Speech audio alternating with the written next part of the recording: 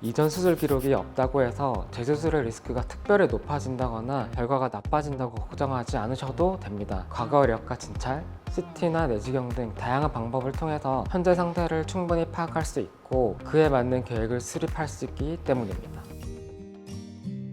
안녕하세요. 하이갤러리 성형외과 전문의 정환주입니다. 오늘은 이전 병원의 수술 기록이 없는 상태에서 코 재수술을 진행을 할 때 어떤 점들을 고려하는지 저희가 상담을 하고 수술 계획을 세우는 방식에 대해서 말씀드려 보겠습니다.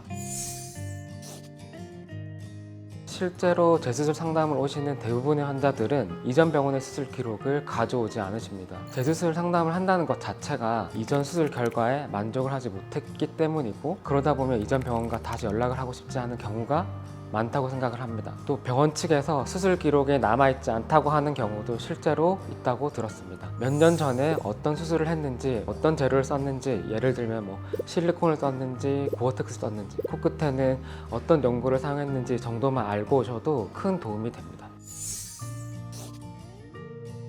기본적으로 언제 어떤 방식으로 수술을 했는지, 또 어떤 재료가 사용되었는지를 가능한 범위에서 확인을 하고 현재 코 상태를 진찰합니다. 환자분이 교정을 원하시는 부분이 어디인지 구체적으로 파악을 하고, 필요하면 CT 촬영을 통해서 실리콘의 두께나 위치나 휘어짐이나 변형 여부를 확인을 합니다. 3D CT를 찍으면 코뼈의 상태나 실리콘의 길이나 위치나 두께, 혹시 그리고 공기층처럼 불필요한 공간이 있는지, 실리콘 앞쪽에 남아있는 연부 조직이나 흉도 조직이 두꺼워져 있는지 등을 확인할 수 있습니다. 비중격 연골의 경우는 뒤쪽의 뼈 부분과 앞쪽의 연골 부분이 CT상에서 다른 밀도로 보이기 때문에 어느 정도 남아있는지 대략적으로 확인을 할 수가 있습니다. 여러 각도에서 그 CT 사진을 보여드리면서 실리콘이 한쪽으로 치우쳐져 있다든지, 비중격이 기울어져 있다던가, 합의갑계가 커져 있다던가 하는 것들을 환자분과 함께 보면서 설명드릴 수 있기 때문에 환자분 입장에서도 이해하기가 훨씬 쉽습니다.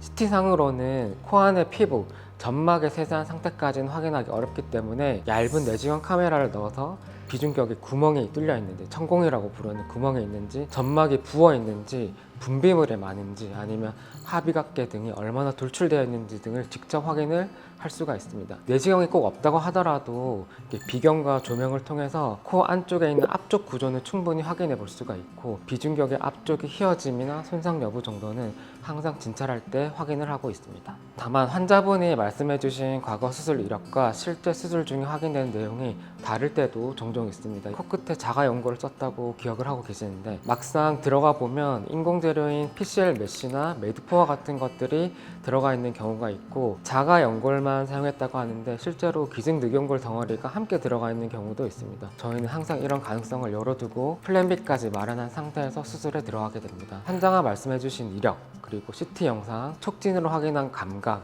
시진과 내시경 검사를 통해서 종합적으로 판단을 해서 수술한다 하더라도 실제 수술장에서 예상치 못한 상황을 만나는 경우가 있을 수 있기 때문에 항상 여러 가지 가능성을 고려한 수술 계획을 세우는 것이 중요합니다. 결론적으로 말씀을 드리면, 이전 수술 기록이 없다고 해서 재수술의 리스크가 특별히 높아진다거나 결과가 나빠진다고 걱정하지 않으셔도 됩니다. 과거 이력과 진찰, CT나 내시경 등 다양한 방법을 통해서 현재 상태를 충분히 파악할 수 있고 그에 맞는 계획을 수립할 수 있기 때문입니다. 중요한 것은 전문의와 충분히 상담을 하시고 본인의 상태에 맞는 최선의 계획으로 수술을 진행하는 것입니다. 이상 하이갤러리 성형외과 정환주 원장이었습니다. 감사합니다.